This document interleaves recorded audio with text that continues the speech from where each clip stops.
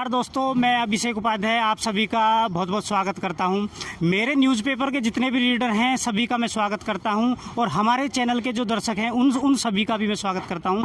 आज हम पहुंचे हैं गाजीपुर और गाजीपुर में किसान आंदोलन चल रहा है जैसा कि आप सभी को पता है।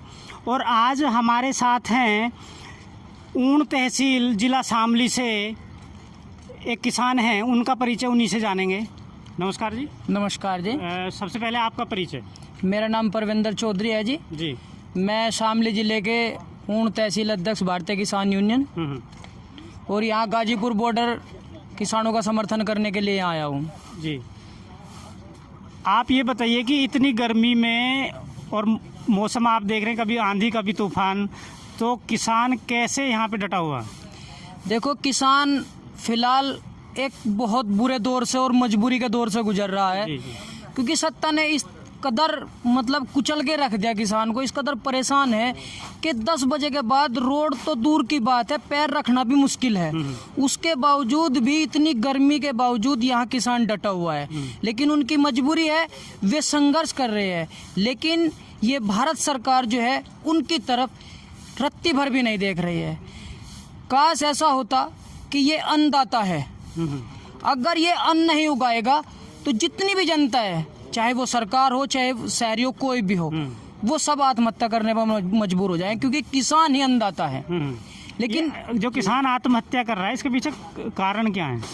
इसके पीछे कारण ये है, एक तो अन्नदाता को वाजिब दाम नहीं मिल रहा, दूसरी बात है जो क्रेडिट कार्ड बना रखा सरकार ने वो इतना सख्त होगा कि वो किसान पे चुका नहीं पाते, इसलिए वो आत्महत्या करने पर मजबूर हो जाते हैं। एक बिजली का दाम इतना बढ़ा दिया कि वो किसान पे पट नहीं रहा। पहले क्या था कि मात्र 1000 रुपये साल का खेत की बिजली का बिल था और आज जो है 20, 25, 30, 35 हजार रुपये तक का एक साल का खेत का बिल आता है जी, बिजली का। और घर का जो था वो 300 रुपये 3 महीने का था और आज जो है 1000 रुपये पर मंथ घर का बिजली का बिल आता है।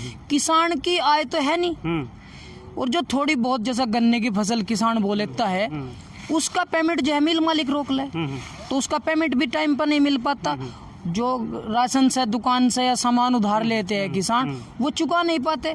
जब वो चुका नहीं पाते और उनके दरवाजे पे कर्जदार मांगने आते हैं तो बहुत से शर्मदार ऐसे किसान होते हैं कि उन्हें आत्महत्या करने पर मजबूर हो जाते हैं जी। अब बात करें कि 6 महीने बाद उत्तर प्रदेश में चुनाव होंगे जी, तो किसानों का जो समर्थन है वो किसे रहेगा?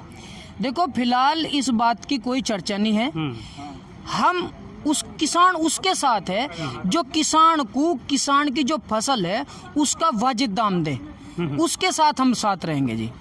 हम किसी पार्टी का समर्थन नहीं कर रहे। यहाँ खड़े हो गए, यहाँ जो जितने भी किसान बैठे हैं वो सब एक ही मात्र बात बोले कि किसान को वाजिब दाम और जो MSP है उसकी गारंटी, जैसा 1975 रुपए गेहूं का रेट है उससे कम दाम में कोई भी व्यापारी ना खरीदे और जो भंडारण है वो ना करे। तो बीजेपी सत्ता में आएगी उत्तर प्रदेश में? नहीं आएगी।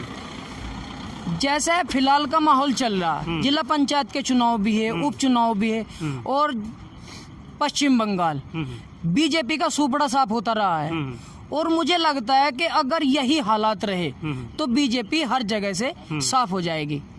अब जो एक आंकड़े आए हैं वो क्या है कि हर साल आता है, तो पिछले साल 2020 में आए नवंबर में, उसमें ये आंकड़े आए कि किसान से ज़्यादा बेरोजगार युवक ज़्यादा आत्महत्या कर रहा है। जी जी, बेरोजगार, सही बात बोली आपने, बेरोजगार आत्महत्या कर रहे, क्योंकि 2014 से और आज क्या हो गया 2021, एक भर्ती बता दो हमें कि योगी ने या मोदी ने या सेंटर ने और राज्य ने कोई भी भर्ती निकाली हो कहीं भी। सबसे ज्यादा इसमें टीचरों का बहुत, और जो टेक्निकल इंजीनियर है, ये ऐसे जो पढ़े लिखे हमारे भाई है, छात्र है, ये आत्महत्या करने मजबूर नहीं है, क्योंकि गरीब किसान परिवार से निकल के आते हैं, पढ़ाई में इनका खर्चा हो जाता है और नौकरी लग नहीं पाती, तो ये लोग क्या करते हैं, या तो आत्महत्या करेंगे या रिक्शा चलाएंगे या मजदूरी करेंगे। मोदी जी कह रहे हैं कि मेरे सत्ता में किसान खुश है, तो उसके बारे में आप क्या कहेंगे? किसान कहाँ खुश है आप बताइए। आप तो जगह जगह घूमते हैं, किसान कहाँ खुश है ये बताइए आप। कि अब से तकरीबन 30 साल पहले टीचर की जो तनख्वाह थी वो तकरीबन मैम 10,000 रुपये ऐसी, और आज उनकी तनख्वाह जो है 40, 50, 60,000 है। और उनसे जो गेहूं का दाम था वो ज्यादा था, लेकिन आज गेहूं का दाम क्या है? 1,900 रुपये, और उनकी तनख्वाह क्या है? 40,000 रुपये। तो किसान कहाँ सुखी है जी? एक बार हमारे दर्शकों को अपना परिचय एक बार दोबारा बता दो। जी मैं परवेंदर हूँ, शामली जिले से, ऊंट तहसील अध्यक्ष। एक किसान और हैं हमारे साथ आए हुए हैं, उनसे जानेंगे उन्हीं का परिचय। जी नमस्कार। नमस्कार जी। आपका परिचय जानना चाहेंगे सबसे? जी शांता कुमार जी। जिला? जिला शामली, शामली से। ब्लॉक ऊन, ग्राम दरगाहपुर प्रधान। ठीक है जी। अभी एक आंकड़ा आया है कि किसान से ज़्यादा बेरोजगार युवक जो है वो आत्महत्या कर रहा है, जी तो इसके कारण क्या है? कारण तो ये बेरोजगार हैं, काम उन्हें कुछ है नहीं, कहाँ जा क्या करें। ठीक है। बेरोजगारी इतनी है, मोदी ने जो वादा किया था इतनी नौकरी देंगे, क्या मिला? कुछ नहीं मिला। तो अब लेकिन जो सत्ताधारी हैं वो कह रहे हैं कि हमारे टाइम में रोजगार बढ़ा है। कहाँ बढ़ा? कहाँ बढ़ा रोजगार? रोजगार तो इतने निम्न स्तर पर चला गया, ये फैक्ट्रियाँ बंद हो गई, जो गांव से बच्चे शहर में नौकरी के लिए आए थे उनमें से 90% गांव में पहुंची, सब नौकरी छूट गई, सब बेरोजगार हो गए, धंधा कुछ है नहीं, कर्ज सिर पे है, क्या करें? आत्महत्या को मजबूर। अभी एक आपको भी खैर जानकारी है, जो सबसे बड़ा तंत्र था भारत में रेलवे, जी जो सबसे ज़्यादा नौकरियां देता था, जी अब वही बेच दिया गया। जी तो जो युवा है पढ़ा लिखा, उसका आने वाला भविष्य क्या होगा? उसके सामने क्या समस्या आएंगी? समस्याएं हैं जी। क्या नहीं बेच दिया उन्होंने? रेल बेच दी, एयरपोर्ट बेच दी, क्या नहीं बेचा? सब कुछ बेच। कारण क्या, क्यों बेच रहे हैं? अरे ये जो व्यापारी वर्ग है, ऊंचे लोग हैं, उन्हीं के उस पर ये सरकार चल रही। सरकार अपने विवेक से नहीं चल रही। हाँ ठीक है, बहुत बहुत धन्यवाद आपका। हमारे साथ एक किसान और हैं, इनका परिचय जानेंगे। जी नमस्कार। जी नमस्कार जी। जी आपका परिचय जानना चाहेंगे? मेरा नाम कपिल काटियान है, जिला अध्यक्ष भारतीय किसान यूनियन शामली। शामली से जिला अध्यक्ष हैं आप? ठीक है। आप ये बताइए कि इतनी गर्मी में और ऐसे आंधी तूफान वाले मौसम में ऐसी क्या चीज़ है, किसानों को कौन सी चीज़ ऐसी ताकत दे रही है जो यहाँ रुके हुए हैं? ताकत क्या, हम तो अपना अधिकार मांग रहे हैं। अपने अधिकारों की लड़ाई में चाहे मर भी जाए, कोई दिक्कत थोड़ा आ रही है, हमें कोई दिक्कत नहीं है। आंधी तूफान सर्दी गर्मी तो किसान झेल रहे हैं, ये तो हम भी झेल रहे हैं, ऐसी कोई बात नहीं है। पर ये जो है इनका पहली बार बोंगड़ा पड़ा किसान होता है, इन्हें बता देंगे किसान के हूँ, किसान की कोई जाति बिरादरी नहीं होती। तो यह सरकार जो है साजिशों से चल रही, ये साजिश करती रहे, कई बार सफल भी होगी, पर किसान ऐसा कौम है या सफल नहीं होंगे। बात करें 6 महीने बाद उत्तर प्रदेश में चुनाव होंगे, तो किसान का समर्थन किसे रहेगा? किसी को भी नहीं रहने का। ये बिल कानून वापस ले लो, हम तो इनका कर देंगे समर्थन, पर कानून वापस ले लो। भाई वोटर की मर्जी है वोट कहाँ गए। कानून तो ये कह रहे अगर हैं ये जी अगर ये कानून वापसी नहीं लेते तो हम लोग कहेंगे बीजेपी को ना दियो, ऐसे फिर किसी को दे लियो। हम तो खुली बात कर रहे इस बात में। कानून तो ये कह रहे हैं वापसी नहीं होगा, किसानों के फायदे का कानून है। नहीं फायदे का नहीं बताए तो थोड़ा, ये तो पूंजीपतियों का कानून है। किसान को फायदा लगता तो क्यों विरोध करता? विरोध तो ये जो है पूंजीपतियों ने इन्हें लिख के दे दिया, ऐसे ऐसे कानून बना दो, सब उनके ही है, उन्हीं का हित है। किसानों तो कहीं भी प्रोडक्शन नहीं इसमें। एक क्वेश्चन और पूछूंगा आपसे। मध्य प्रदेश जो है वो सोयाबीन का सबसे ज़्यादा उत्पादन करने वाला राज्य है, एमपी। पहले जो सोयाबीन का बीज जो है वो 4,000 के रेट था, आज वो 12,000 रुपये है। तो इसके पीछे क्या कारण रहे हैं जो रेट बढ़ा है, जबकि नंबर 1 सोयाबीन मध्य प्रदेश में होता है? ये ऐसा ही चाह रहे, किसान पे जो है हर प्रोडक्ट किसान खरीदता है, हर प्रोडक्ट। जैसे कि सोयाबीन का था, इन्होंने जो है वहाँ अधिग्रहण करा, अपने में जो है वे करे उनसे कॉन्ट्रैक्ट। अब उन पे क्या रहा कि उनसे फसल उगलवाई, और फिर जो है वो बीज भी नहीं दिया उन्हें। बीज जो है पहले फसल तो खरीदी उनसे 4,000 और वही बीज दे रहे उन्हें 12,000 फिर दोबारा। तो पूंजीपति कभी नुकसान में नहीं लगता। उन्होंने अपनी कमान दूसरों के हाथ में दे दी। कॉन्ट्रैक्ट खेती का मतलब ये है, जो इसका विरोध हम कर रहे हैं तो ये कॉन्ट्रैक्ट खेती के हिसाब से हुई।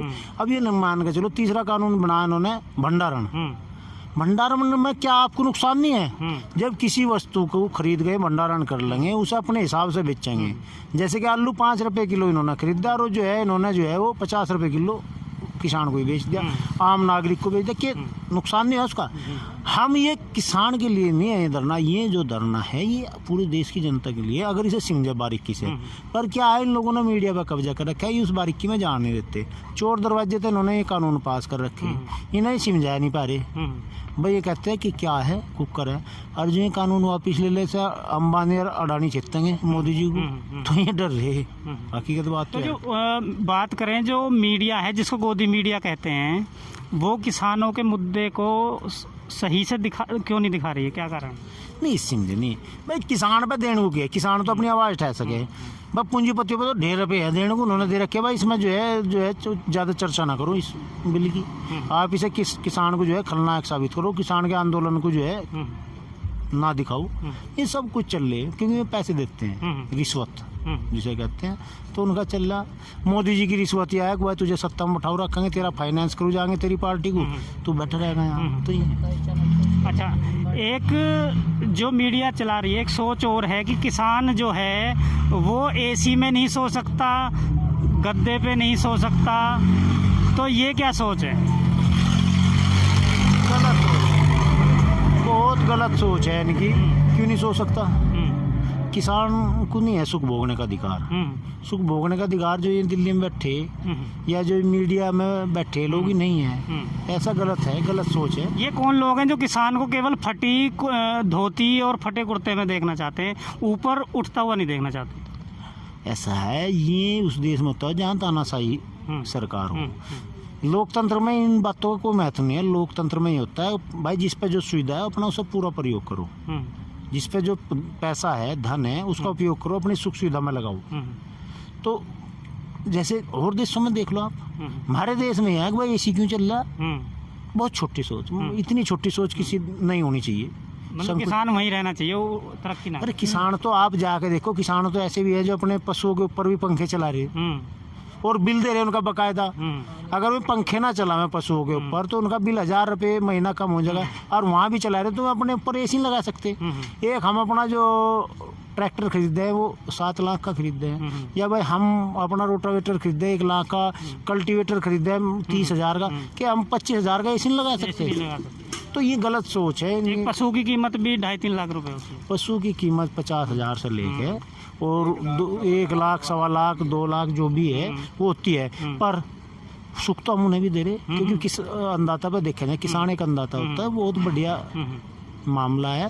पर ये जो है इन्हें ये जो पैसा है या जो कृषि में हमारी जो किसानों की आर्थिक स्थिति है, या इन्हें खटक रही पूंजीपतियों को, मोदी जी को, यहाँ से पैसा निकालना चाह रही है। तो कब तक लगता है, कितना लंबा चलेगा आंदोलन आपके हिसाब से? भाई जिम्मे ले लेंगे हम तो चले जाएंगे, जाकत वाले हमारे भी हैं, बाट देख रहे करो, ऐसी बात नहीं, हमें कोई शौक है भाई जी भी ये नु कह देंगे हम बिल वापसी ले लेंगे, हम भी गाली अपने बासन भर के चल पड़ेंगे, अंदर कौन सी आफत आ रही। पर भाई ये ले तो एक बार अंत में अपना एक बार परिचय और बता दें। नहीं, मेरा परिचय, मैं कपिल काटियान, जिला अध्यक्ष बाक्यू शामिल। तो कपिल जी को आपने सुना, कपिल जी ने ये कहा है यदि किसान 1.5 लाख रुपए की भैंस बांध सकता है, 7 लाख रुपए के लगभग ट्रैक्टर खरीद सकता है, तो क्या उन सोच के लोग जो चाहते हैं कि किसान एसी में ना सोए, गद्दे में नहीं सोए, क्या किसान 25,000 का एसी नहीं खरीद सकता? ये सवाल मैं आप सबसे पूछना चाहता हूँ कि जो लोग ये सोचते हैं कि किसान एक फटी धोती और फटे कुर्ते में ही रहे, लेकिन अगर किसान के पास लोग पहुँचेंगे तो जितना पूरा सामान उनके घर में है उतने पशु उसके घर में बंधे रहते हैं, लेकिन वो सुख छोड़कर मेहनत की ज़िंदगी जीता है। नहीं तो 25,000 रुपये का एसी खरीदना किसान के लिए बहुत बड़ी बात नहीं है। मैं अपने दर्शकों से कहना चाहूँगा कि कमेंट बॉक्स में ज़रूर लिखें कि किसान को एसी में सोने का अधिकार है या नहीं है। मैं अभिषेक उपाध्याय गाजीपुर से, धन्यवाद।